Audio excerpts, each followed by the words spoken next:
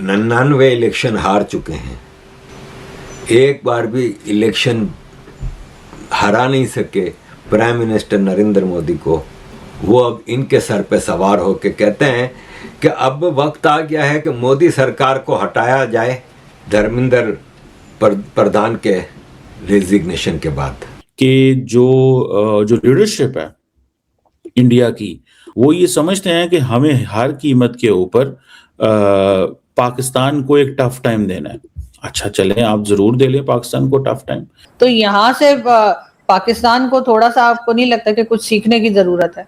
जी बिल्कुल, सीखने की ज़रूरत है। आप ये देखिए कि ना सिर्फ ये कि प्रोटेस्ट करने नहीं दिया जाता, ताकत का बेदरेग इस्तेमाल किया जाता है। लेकिन जो यूथ का इम्प्रेशन आया, उनके शऊर का जिस अंदाज में बात की गई, स्टेटमेंट्स जो सामने आई, प्लेकार्ड्स हमने देखे, भारत का शऊर रिफ्लेक्ट कर रहा था, नौजवान नस्ल का, जेनजी का, जो कि मुख्तलिफ था बांग्लादेश और दीगर ममालिक के मूवमेंट से।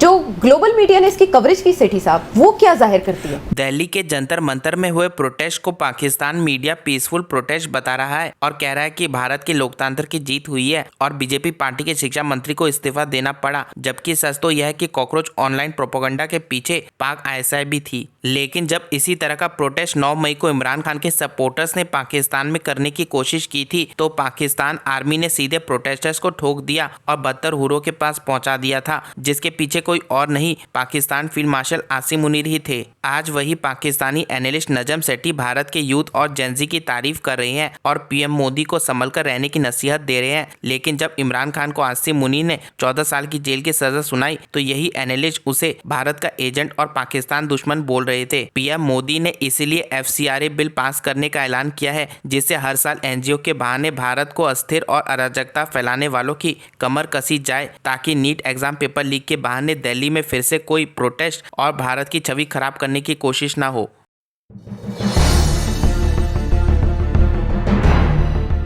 आज हम शुरू जो है वो भारत से ही करेंगे और आपने देखा कि वहाँ की जो डेमोक्रेटिक गवर्नमेंट है, उन्होंने किस तरह से जो स्टूडेंट प्रोटेस्ट है उसको डील किया और उसके बाद उनके जो एजुकेशन मिनिस्टर हैं उन्होंने भी रिजाइन किया। जबकि हमारे यहाँ तो मेरे ख्याल है रेजिग्नेशन लिखना शायद किसी को आता ही नहीं है। क्या हम उससे अगर हम कंपेयर नहीं कर रहे, लेकिन फिर भी आपको क्या लग रहा है कि भारत ने एक बार फिर साबित कर दिया है कि वो एक डेमोक्रेटिक कंट्री है? और हमारे यहाँ जो है, हम कहते तो हैं लेकिन हम है नहीं डेमोक्रेटिक कंट्री। बिल्कुल ऐसे ही है जी। ये आप देखिए कि इंडिया में ये एक ट्रेडिशन रही है। इवन आप देखें कि लेट 50s में लाल बहादुर शास्त्री जो थे वो रेलवे के मिनिस्टर थे और एक एक्सीडेंट हुआ था रेलवे का, तो उसमें कुछ कैजुअलिटीज़ भी हुई, तो उन्होंने रिज़ाइन कर दिया था।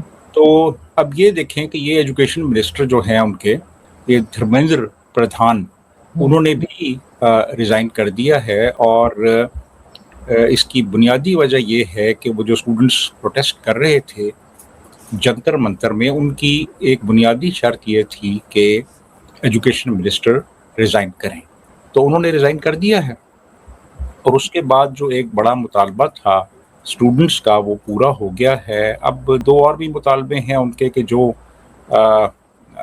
वालिदैन जिनके बच्चों ने सफ़र किया, खुदकुशियाँ की, उनको 1-1 करोड़ रुपया कंपनसेशन दी जाए, और वो लोग जिन्होंने वायलेंस का इस्तेमाल किया उनके ख़िलाफ़ कार्रवाई की जाए। तो बाकी तो अब ये है कि वो जो उनकी प्रोटेस्ट थी that has been called off. वो तो सही है, लेकिन सर इसी तरह की जो एक्टिविटीज पब्लिक कर पाती है उसको ही मेरे ख्याल है डेमोक्रेटिक कंट्री कहा जाता है। हमारे यहाँ तो फौरन ही 144 इम्पोज कर दी जाती है, जैसे इनको जरा सा भी हवा भी लग जाती है कि कोई बाहर निकल रहा है प्रोटेस्ट के लिए तो नहीं बताया जाता। और अगर बलूचिस्तान या कहीं पर कुछ प्रोटेस्ट हो रहा हो, कश्मीर में, हमारी साइड कश्मीर में, तो वो भी टीवी चैनल्स नहीं दिखाते। तो यहाँ से पाकिस्तान को थोड़ा सा आपको नहीं लगता कि कुछ सीखने की जरूरत है?